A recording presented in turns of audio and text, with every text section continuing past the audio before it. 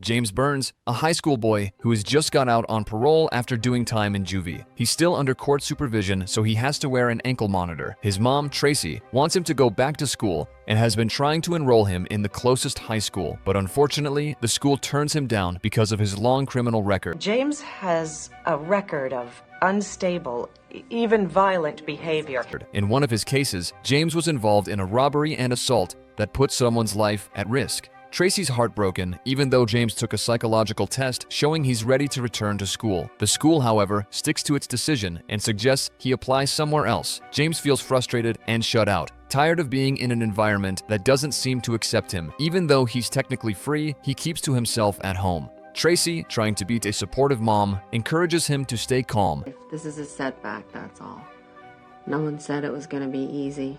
And holds out hope that they'll find another school willing to take him in. For now, James has to be patient and keep his behavior into check. While waiting for his mom to find a school that'll accept him, he mostly stays at home. He doesn't have any friends around, and the ankle monitor keeps him from going very far. One evening, James realizes he's out of milk and has to run to the nearest store to buy some. He has to be back before 8 p.m. or his monitor will alert the authorities. While he's shopping, James unexpectedly gets caught up in a petty theft with a couple of pranksters. Instead of backing away, he actually feels excited and goes along with them. They introduce themselves as Crystal and Manny. The three of them spend the evening hanging around the city, rolling joints and enjoying the night. They stay out past 8 and the hangout stretches into the next day. The next morning, Crystal invites James to her friend Cynthia's house. With no parents around, Crystal roams around freely, drinking the expensive liquor she finds. Not stopping there, Crystal and Manny go as far as to steal jewelry from Cynthia's parents and even take some of Cynthia's things, while she, being quiet and scared, just stands there and watches. After leaving Cynthia's place, they continue hanging out, and Crystal brings up someone named Reich, saying he'd probably like James if it weren't for the ankle monitor. Manny explains that Rock is a contraband dealer who runs the area, and they all work as his couriers. Later, when James gets home, he forgets to throw out the drink bottle in his jacket pocket, and his mom, Tracy, finds it. She is furious and disappointed, especially since she has been doing everything she can to help James stay out of trouble and live a normal life like other kids. Do you know how hard I'm working? For you! Fuck school! James is frustrated too. He doesn't believe any school will take him now, and he is sick of feeling judged all the time. He's tired of trying to be good when his record will always follow him. Exhausted by all the routines that make him feel trapped, he decides he'll just do whatever he wants from now on. Finally, feeling defeated, Tracy lets James go. So go ahead! Fuck up your life! This marks the beginning of his descent into a darker life. In his desperation, James cuts off the ankle monitor and goes straight to Rock's place, the spot Crystal and Manny have told him about. Boldly, James asks Rock for a job on the spot, saying he is ready to prove himself. I got brains. Plus I can hustle. Confident, he claims he is more reliable than anyone else in Rock's crew. To test him, Rock points a gun right at James, but James doesn't even flinch. The next day, James calls home and tells his mom he won't be coming back. Of course, Tracy is worried and offers to come get him, but he shuts down the idea and hangs up quickly. That night, James is tasked with driving Rock and Manny to someone's house to retrieve something. He doesn't know what it is, just that he needs to wait outside and be ready to drive. A few minutes after they go inside, James notices someone sneaking in the back door. Growing suspicious, he sneaks around to the back himself, grabbing a Teflon pan he finds lying around. As he walks into the living room, he sees Rock and Manny cornered, unable to do anything. Thinking fast, James swings the pan at the guy, giving Rock a chance to fight back. After securing the bag of contraband, Rock throws a party at a bar to celebrate. James is praised for his quick thinking. Even Rock hands him a stack of cash as thanks. It's a Jamesy boy. After that, James is officially part of the crew and gets to live with Rock. Crystal seems to grow more interested in James, and they start getting close. The praise and respect from Rock fuel James's arrogance, and he loves the thrill of doing whatever he wants. One time, while delivering goods, he drives recklessly, which of course will catch the cops' attention. They will end up getting caught and busted with contraband. Crystal warns him not to let his cockiness ruin everything, but James doesn't care. He is sure no one can stop him. This is his rhythm now, waiting on Rock's orders, then either delivering goods or sticking by his side to handle problems. Rock then shares what has impressed him most about James, the time he handled a contraband dealer during a job. Rock is so proud of James that he hopes the rest of his crew will follow his example. With Rock's trust, James asks to manage a few territories on his own, but this time, Rock turns him down, saying it isn't the right time. Instead, he wants James to keep doing what he is doing. Rock promises that one day, he'll let James have his own area to run. One day, James is sent to collect money from a bar owner. He and his friend Drew walk in straight to business, demanding the cash, but the bar owner refuses, treating James like a kid who's just trying to act tough. Our deals with Rock, not his little schoolboy bitches. Humiliated, James loses his cool and pulls out a gun, even firing a shot to scare him. Right then, two other guys walk into the bar, giving James a chance to slip away before things get ugly. But instead of just leaving, he takes out his anger by smashing up the bar owner's car. While he's at it, he spots a bag loaded with weapons and grabs it, thinking he can swap it for contraband. When James gets home, he tells Crystal what he did. Instead of being impressed, she's disappointed, telling him this kind of behavior will only lead to more trouble. Crystal wishes James would act mature and think things through like Rock does. She's convinced that as long as James keeps letting his pride and temper control him, he'll never be on Rock's level. You want to live to be like Rock, then you gotta be smart. This sets off an argument. James hates being called immature, and Crystal gets more frustrated, especially when he throws back that she's useless and too friendly with any guy who comes around. Turns out, James has heard rumors about Crystal getting close with Rock and a few other guys she met at the bar. Then, Rock shows up furious. He tells James that selling weapons is way harder than selling contraband and that James has messed up his relationship with the bar owner, who was a longtime client. Rock, clearly done with James, tells him to sell the stolen guns himself. After cooling down a bit, James heads to a store to grab a drink, but when he finds the fridge locked and can't get what he wants, his frustration flares up again. The store owner, Sarah, gets scared, and seeing that reaction actually makes James feel guilty, helping him calm down.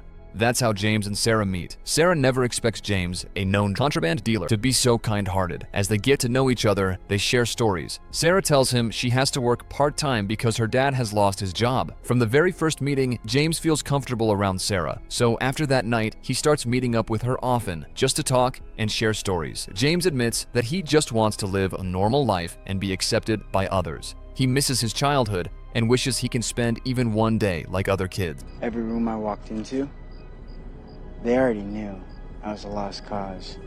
Sarah's reaction surprises him. She doesn't care about his past and even encourages him to turn his life around right away. They seem to really enjoy each other's company, especially James, who finally feels he has found someone who genuinely cares for him and accepts him for who he is. Meanwhile, a lonely Crystal eventually ends up getting closer to Rock. On the other hand, James feels like he's found a fresh start, and it turns out that Sarah's friends are also welcoming, accepting him without any judgment. They even play basketball together. For the first time in ages, James feels the happiness he's been missing, and he is grateful to Sarah for being there for him. Unfortunately, that happiness doesn't last long. When Rock returns, he demands that James take responsibility for selling the stolen weapons. Rock has already lined up a buyer and sends James to the arranged location. At first, James refuses, saying he wants to live a peaceful life now, but Rock calls him a coward and ungrateful, stirring up James's emotions. Maybe James would be a nobody if Rock hadn't given him a chance back then. In the end, James agrees to the job, but makes it clear it will be his last. At the deal, James and Drew show up in Rock's car, just like usual. The deal starts with James showing off the weapons, but when it is time to get the money, the buyers ambush them and try to make a run for it. Determined not to lose, James fights back, and his shots force their car into a crash, creating a roadblock. Unfortunately, he can't retrieve the weapons as he suddenly hears police sirens getting closer. By then, cops have already surrounded Rock's place and arrested both Rock and Crystal. James runs straight to Sarah, urging her to move to another city with him. But Sarah refuses. She doesn't want to leave her life behind, especially since her parents still need her around. You're asking me to throw my whole life away, James? I won't do that. Reluctantly, Sarah tells James he has to go without her. Confused and upset, James goes home, hoping to see his mom and sister one last time. But he doesn't get the chance. Police arrive quickly and arrest him on the spot. James is sentenced to 4 years in prison, with most of his time served in juvenile detention. Then James is transferred to a state prison under Lieutenant Felton's supervision. In just 4 months, he manages to build up a group of supporters thanks to his courage. In that prison, he also has a rival named Guillermo. The two gangs are always on edge and often stir up trouble. For instance, when Guillermo tries to mess with a new inmate named Chris, James steps in, not out of sympathy, but because he wants to make a scene. The guards on duty brace themselves, knowing that whenever these two gangs clash, chaos usually follows. Sure enough, things quickly escalate. One day in the showers, Guillermo tries to stab James, but luckily, Chris sees it coming and immediately warns him. Another fight breaks out, and in the scuffle, one of Guillermo's friends picks up the dropped knife and stabs Chris. The guards arrive soon after, and James is pulled in for questioning about whose knife was used to stab Chris.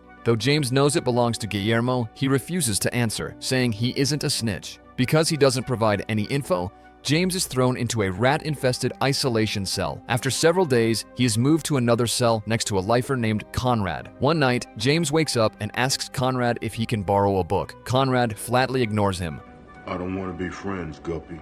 Later, when James and his friends gather in the yard, he asks them who Conrad is. They tell him Conrad is a notorious inmate who has killed 5 people outside and 2 inside the prison. Out of curiosity, James tries getting closer to him by asking about the book he is reading. Though Conrad seems indifferent, he does answer James's question. James then opens up about his plan to take down Guillermo. Conrad just smiles, warning James that acting on impulse will only lead to regrets. One day, James's mom, Tracy, visits him. She shares stories about her busy life and mentions how much his little sister misses him. Tracy urges James to work on his attitude so he might have a shot at a reduced sentence at his parole hearing, and maybe even be free by Christmas. We both got dealt shitty hands, boy, but things are gonna get better. After that visit, James often finds himself daydreaming, reflecting on his past mistakes.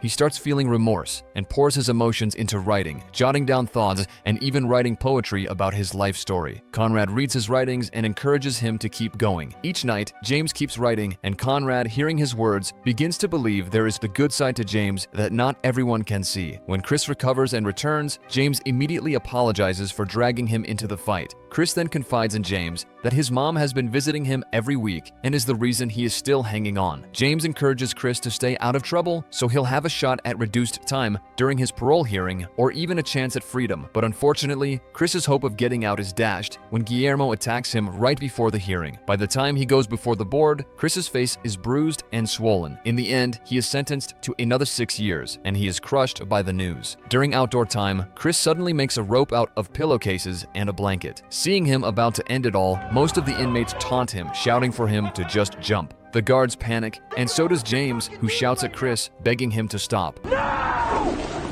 The whole thing leaves James feeling guilty and sorry even though his own hearing is the next day. He still punches Guillermo. Later, Conrad pulls him aside, reminding him to keep his cool, saying that anything can happen in this place. Conrad mentions he's seen people get away with crimes, while others, despite good behavior, never get out. He urges James to think about the chance he still has to turn things around. James, usually ruled by his pride, finds comfort in doing things that make him feel respected, like a kid trying to prove himself. For once, he listens to Conrad's advice and goes his hearing with a different approach. He opens up about his fears and worries, even sharing the writings he's done in prison, laying out his regrets. James feels genuinely sorry, though he doesn't expect to be released. He is ready to accept any punishment or risk, regardless of the outcome. But I will get another chance. And when I do, I'm gonna fucking own it. To his surprise, James's honesty convinces the judge, and he is granted freedom. His sister and mom immediately hug him. It is exactly what his mother has been hoping for. They finally get to celebrate Christmas together as a family. A few weeks later, James tries living a straight life, working at an arcade. The pay is nowhere near what he made when he worked for Rock, and some of his old friends drop by, trying to lure him back into the contraband scene. At first, James refuses, but feeling disrespected at work, he ends up taking on one last delivery. After that, he plans to leave town and put all his past behind him. Before making the delivery, James stops by to see Sarah, only to find out she is engaged. Although he feels a pang of disappointment, he is genuinely happy for her. She is moving forward and has found someone who makes her happy. They talk openly and come to peace with everything they've gone through. Sarah is proud of the poem James has written in prison and believes he is on a path to a much better life. After that meeting, James completes his deal that night, collects his share, and the next day moves to New York with his mom. Starting from scratch, he takes a simple office job. By 2010, he is still living in New York, attending writing and poetry classes at Manhattan Community College, working to build a new chapter in his life.